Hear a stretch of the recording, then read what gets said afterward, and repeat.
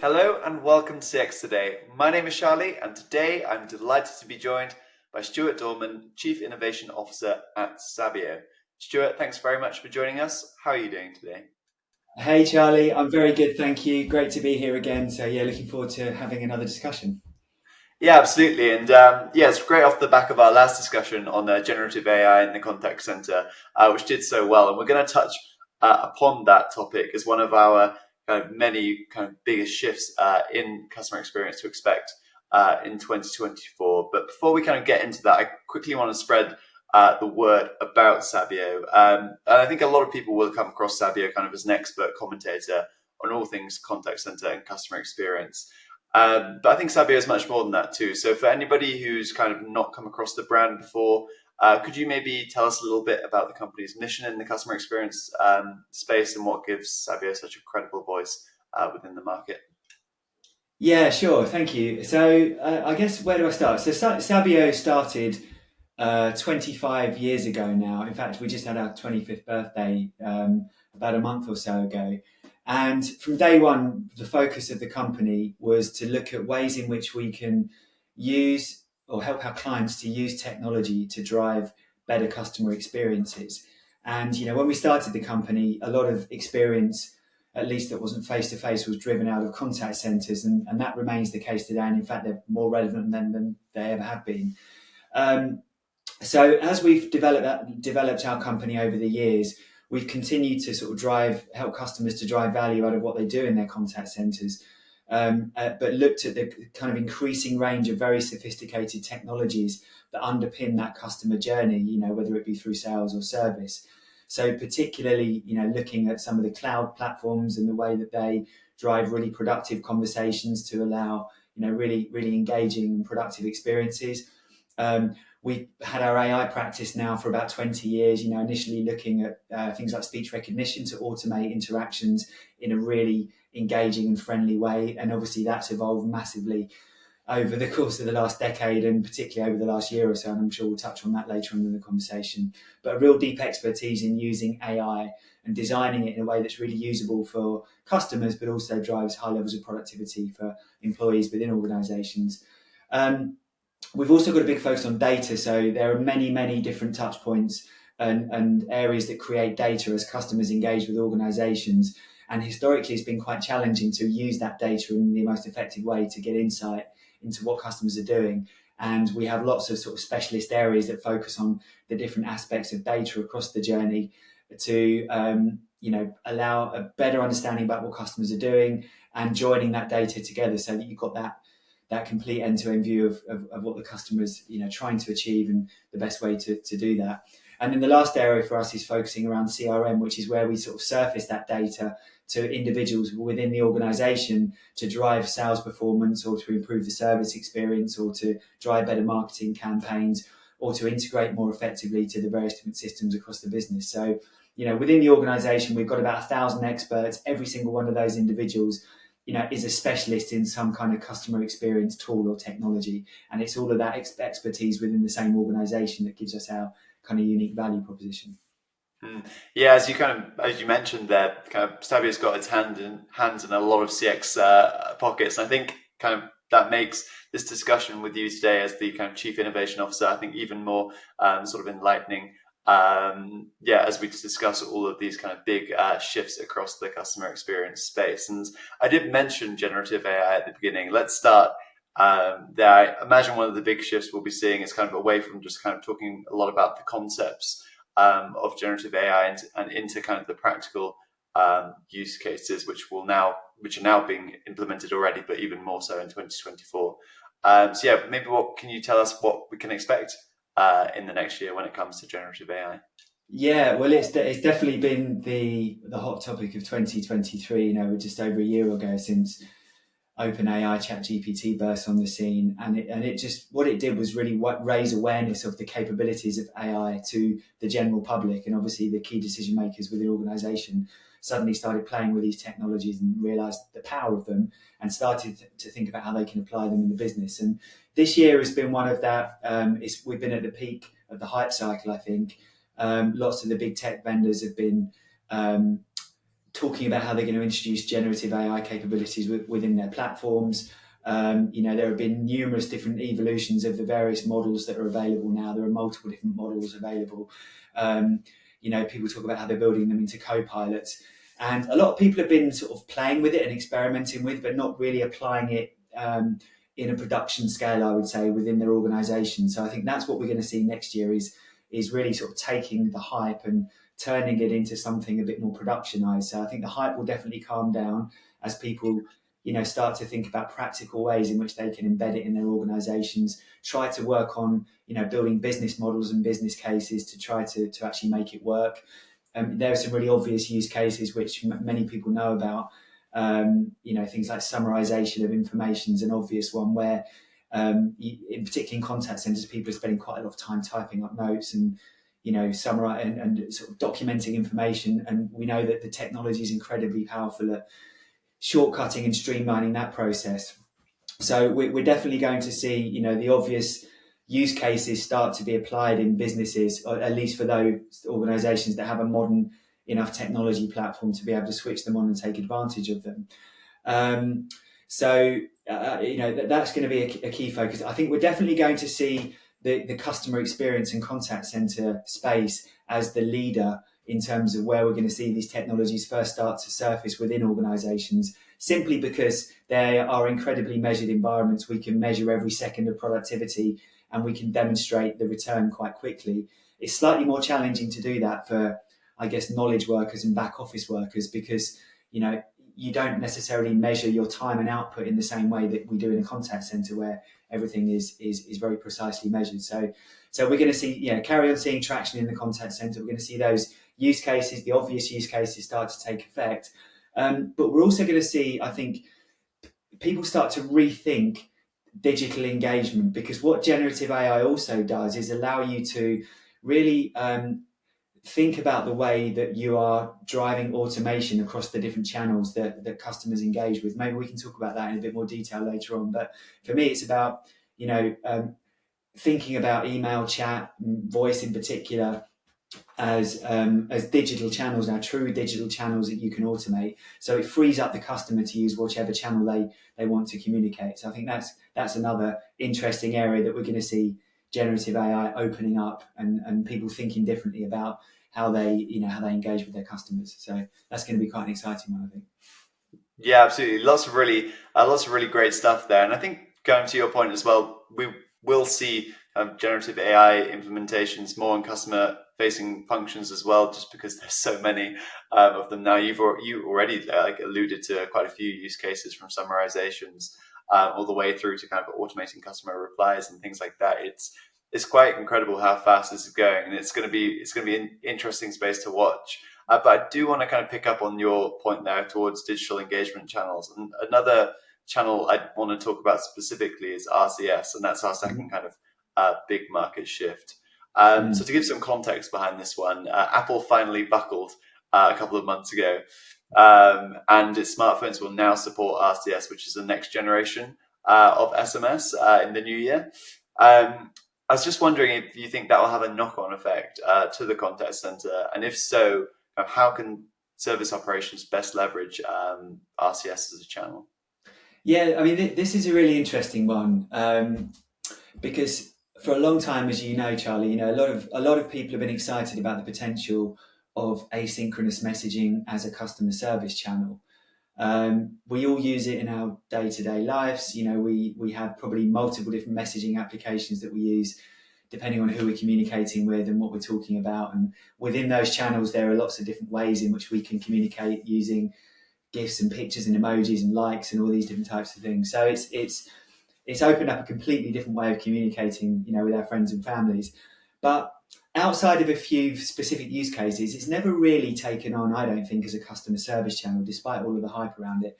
And I think part of the reason for that is that it's too fragmented. There just have been so many different, applications or channels that people use to have on their phones. WhatsApp, most people have WhatsApp, but it's not really taken off yet as a customer service channel, despite having so much potential. And then Google have got their own versions, business messaging and so on. Apple have iMessage, and So we've got messaging within Instagram, we've got Snapchat, so many different platforms.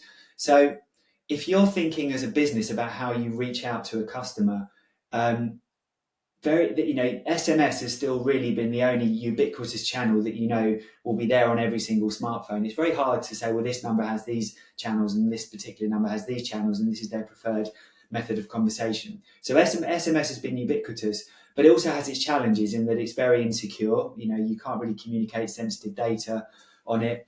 It's not necessarily reliable in the sense that you can measure whether people have read the messages and engaging with it. So again, it's had its use cases as an outbound alert channel, if you like, but never really as a two-way communication channel. So RCS is obviously a standard that Google have been pushing for a number of years now, but Apple have resisted, and being as they hold 30-40% market share, the fact that the biggest platform isn't on board has been a challenge to the scaling of that, which is why it was so interesting when they announced that they would be adopting it as of the middle of next year. So I think it will really open up RCS as a more trusted and secure ubiquitous asynchronous messaging channel to allow organizations to communicate more effectively with their customers in a way that's secure, i.e. you can exchange secure documentation over it, you can ID and verify over it, and so on and so forth. So I do think it will change. As with all of these things, it's not going to happen overnight. It'll take time for everyone to upgrade their phones and for it to be adopted and for businesses to leverage the APIs. But if you look at this as the start of a trend of an increasing use of asynchronous messaging using this RCS channel, I think it will definitely start driving adoption down that route, which I think is great for the consumer and it's great for businesses as well. Yeah, absolutely. And as you mentioned, kind of SMS for so long has had so much potential. It's kind of there natively on everybody's phones. It doesn't require an internet signal. It just seems to be kind of the obvious almost messaging channel, as opposed to, although WhatsApp's pretty much on most people's phones these days. But you feel like it should be there, but there have been problems with it. A lot of times as a customer, you feel like, is this just a marketing kind of channel as opposed to this kind of back and forth customer service channel? I mean, if you look at, say, Amazon Connect, one of the biggest CCaaS platforms out there, kind of just released two-way messaging last month or something. So hopefully RCS will help to build momentum in 2024 and beyond. And we talk about that as a new digital channel. We talk about generative AI and other forms of AI as well, in terms of robotic process automation, virtual agents, also QA. There's a lot of kind of various different technologies kind of bubbling to the surface in contact centers as we approach 2024.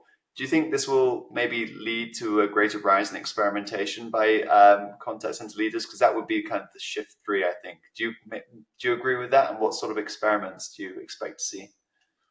Yeah, definitely. The interesting thing about the adoption of cloud technology within the contact center space, and we're still relatively early on in that journey. I think it was something like 25% of contact centers have moved their core platform to the cloud. Nonetheless, there are lots of different technologies that are deployed in any contact center that leverage different cloud applications. And the one thing that the cloud does is is allow a more agile way of working to be adopted. So agile working is very much driven by short bursts of activity, using data to measure the outcome of something and establish whether it was a success or not, and then use the information that's collected to drive another wave, another sprint, another piece of activity. And then you kind of iterate your way through a problem. And when you combine that with the amount of features that are being delivered through any cloud capability, whether it be an AI platform, a CRM platform, a contact center platform, some of the analytics tools that we have available to us now, just keeping up with those features alone is something that is a huge challenge for organizations, let alone baking those into how they manage their sprints and how they sort of leverage the technology that's within the organizations. So, and the route to that is experimentation. and creating model office environments we find tends to be quite effective, whether they be live or sort of that sit you don't put live traffic through, but you use as sort of labs or experiments. But certainly if you can push live customers through those and measure the outcome of them, measure the experience for the customer, measure the experience on the advisor, then that can really drive rapid change in an organization and allow you to really move quickly and solve problems in a way that really works for both customers and employees.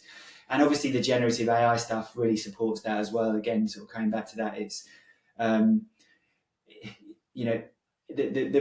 route to taking advantage of AI is a long term. It's a marathon. It's something that will take many, many years as the technology evolves, as the return on investment model changes, as the price of the technology comes down. The important thing is to be in the game, and to be in the game, you have to have an environment where you can start experimenting and learning from iterative change. So I think experimentation for me is the way forward if you're going to really harness what these technologies can do and change your business model to align with the capabilities that cloud and AI can deliver. Yeah, absolutely. And we do hear more about kind of playground environments, as you mentioned, and pilot kind of opportunities to trial new features from a lot of the kind of bigger contact center vendors too. So I think absolutely that's a great kind of market shift to focus on. And I do want to shift to another one, and that is kind of digital customer experiences. This is one that maybe in every sort of trend combination for a new year for the past kind of 5 or 10 years will have come up, and that is digitization. So yeah, this is always kind of a fascinating topic to consider. How kind of at the moment are you seeing service teams evolve their digital experiences and the interfaces their agents and customers leverage? And how are they involving their customer journeys now as we head into 2024? Yeah, I mean, this is a really interesting one because when I speak to the leaders of the organisations across certainly the UK and Europe, I spend quite a bit of time speaking to senior leadership teams both across our clients and prospects, and still to this day, a lot of digital transformation strategies are almost based on the assumption that the customer will go to a graphical user interface, a website or a mobile app, to do the thing they need to do to solve their problem or to transact or to engage with service. And whilst that the trend is in that direction, I don't think we'll ever get to a situation where everything is done exclusively through that, i.e. people still need to pick up the phone and speak to somebody.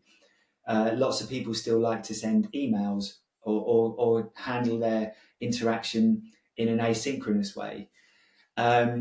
So a lot of the strategies that I've seen have been based on the fact that voice will disappear and email will disappear.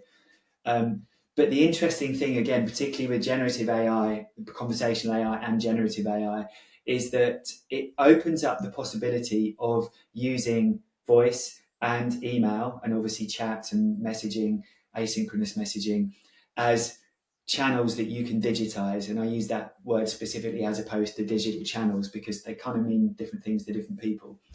But, we now have the ability, for example, to automate an email using generative AI, because even if the customer sends a big long email with about 3 or 4 different points in it and maybe some really easy questions to solve or some really complicated things, we can take the body of that text, pick out any of the issues, respond automatically to the customer, log cases for the more complex issues, and certainly automate at least some, if not all, of the requests that the customer has put within their email. That was impossible just a year ago, but we can now do that.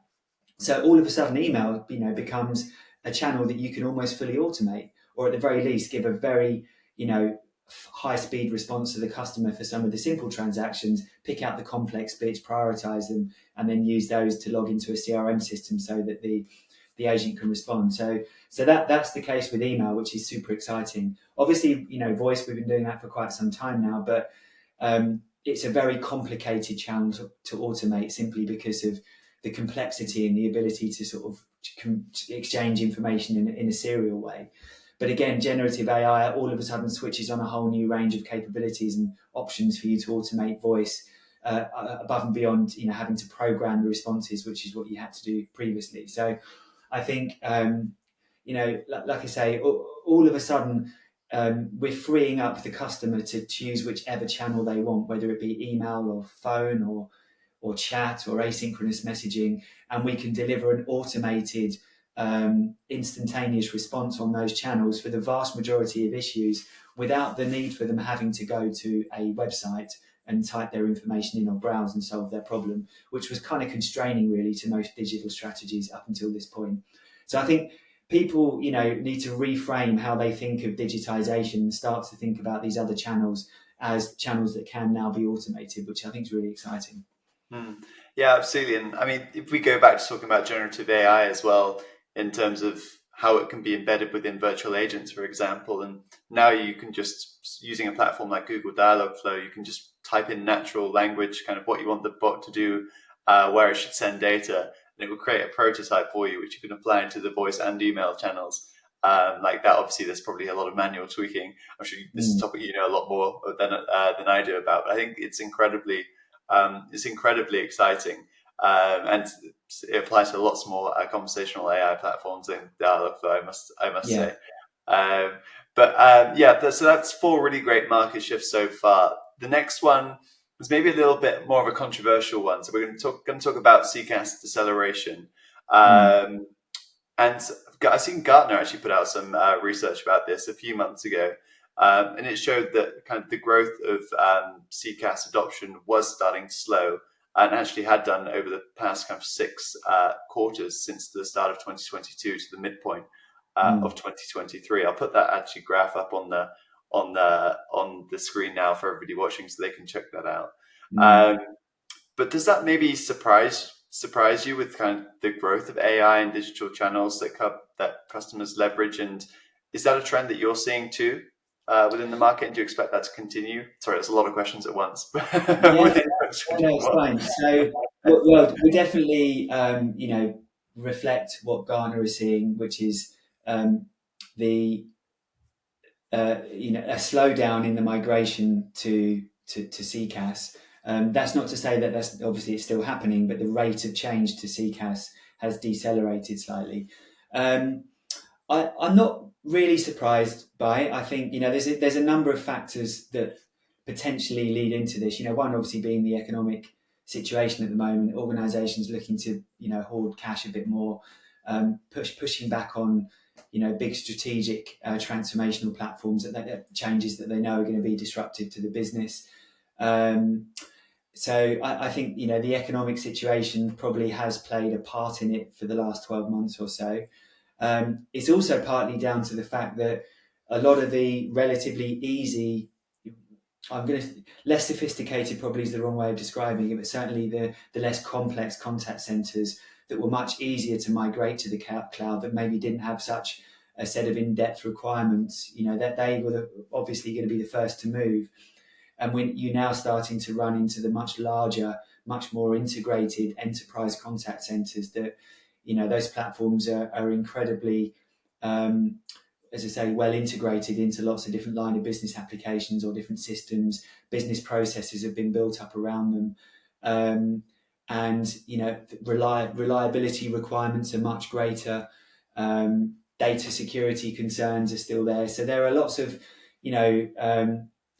the reality of where some of these big complex contact centres are means that it's going to take a lot longer for them to unpick all of the complexity that exists today to make sure that when they move, they are going to get at least feature parity with what they have today, which often isn't the case, with a lot of these platforms, and that they have to just, simply repurpose a lot of their business processes in order to work with a different set of technologies. So that's definitely going to play into it as well. I think the other thing as well is there's been so much hype around generative AI this year that I would understand if a CIO, a CTO or a board were looking at, okay, where do we place our prioritizations, or do we at least hold back and understand, let this wave of hype play out and understand where generative AI will have its impact before we commit to a big 2 or 3 year project to swap out our underlying technology. Maybe losing the opportunity to take advantage of some quicker wins that generative AI or AI more generally might deliver. So that potentially could also be playing a part in it. But either way, the long-term trend will continue. As I think, as I mentioned, Gartner saying we're 25%-ish of the market has migrated so far. I suspect if we jump forward another 5 years or so, it'll flip it on its head and there'll be maybe 75% of the market will have moved.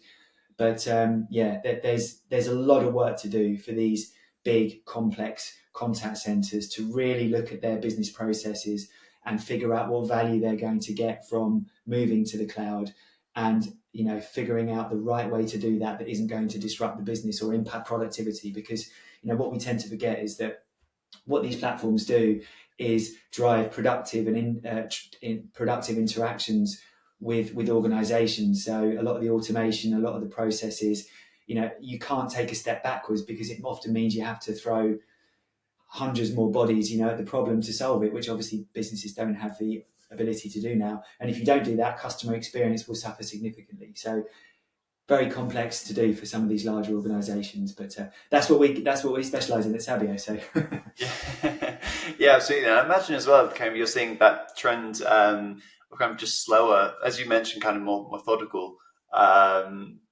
transitions to the cloud. You said people might be pulling back because they're seeing generative AI and they want to kind of let everything settle down to kind of figure out the best path to CCaaS too. And you see like firms like Avaya have their kind of whole innovation without disruption, where it's a very cautious approach to the cloud.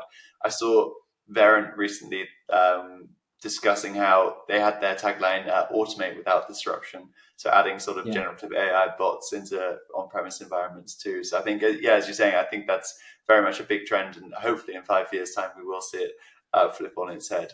But one final one now, and I think this is certainly an interesting one for discussion, and that is the return of immersive experiences. I think why this is so interesting, kind of the VR hype seems to have died down a bit in the past couple of years. Well, until a few months ago when Apple launched its announced the launch of its Apple Vision Pro headset for 2024.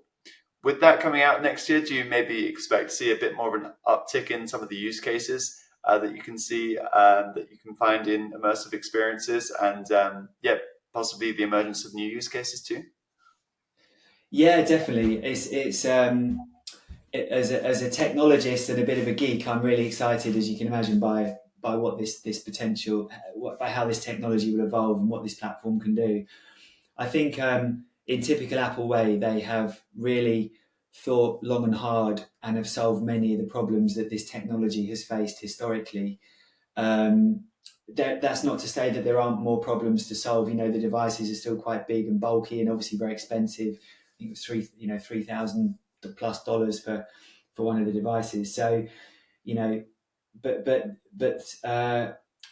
and it's interesting how they've rebranded it as spatial computing as opposed to augmented or virtual reality, because what it is a combination of those two things, depending on which mode you put it in and how you dial in and out of reality. But what it will do, and what Apple are very good at, is joining and on a technology bandwagon at the point in time where it's at that tipping point to hit into mainstream.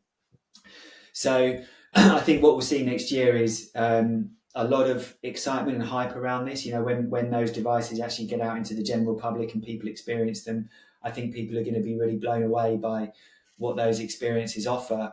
I think we're going to see app developers starting to create some, really interesting experiences for those devices, but they'll only be adopted by a very small percentage of the population to start with. But it will start off that wave of adoption, over if you think about the iPhone, what are we 15 years in now? Certainly for the first few years, it didn't really pick up a lot of steam or a lot of popularity. The App Store was launched, and then all of a sudden it became even more popular.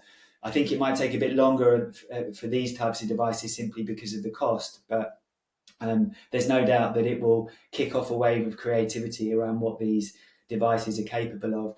And actually, we tend to think about consumers as being the adopters of this technology. For me, I think actually I can see the use cases being much more, maybe in contact centers or in the back office, because what they do is offer a much larger canvas from which the user can work. And I think we all know that that larger screens typically equals more productivity. If we can spread our work around and have access to it across a range of different screens and monitors or whatever, we tend to be more productive and we tend to be able to get more done. Well, these essentially offer almost like an infinite canvas in front of us where we can place different applications, interact with ideas and information in different ways, maybe look at sort of interactive customer timelines and those types of things. So I think it's a really exciting time for this technology. But for me, when the device is launched early next year, this will be the start of a multi-year sort of realization about what this technology can really genuinely achieve. But over time, as the devices get smaller and cheaper and we get them in the hands of more and more people, I think this is going to be an incredibly important and engaging technology that we will all eventually be using on a day-to-day basis in the way that we do with our smartphones today. So yeah, really exciting time to see how this develops. Yeah, I think it's incredible to think of contact center agents kind of just sat there with their Apple Vision Pro on. But as you said, like I mean, there are big tangible use cases for this. I mean, the one immediately comes to mind is maybe a field service worker who can put on their kind of headset and then they can view maybe a problem, maybe a boiler issue or something like that. They can do it remotely instead of traveling somewhere. And although kind of $3,000 does seem like a big price point, so the savings you could get from that are potentially huge. Although I do think, as you've mentioned, it's gonna become more of a thing maybe as the price comes down a bit. I remember seeing the launch of that, and there's a video where everybody seemed really enthusiastic, and then they announced the price tag, and then there was a collective groan from the audience. Yeah. But hopefully, in time as that comes down, as you mentioned, there's lots of good stuff. But I think those are six really good market shifts to focus on for 2024.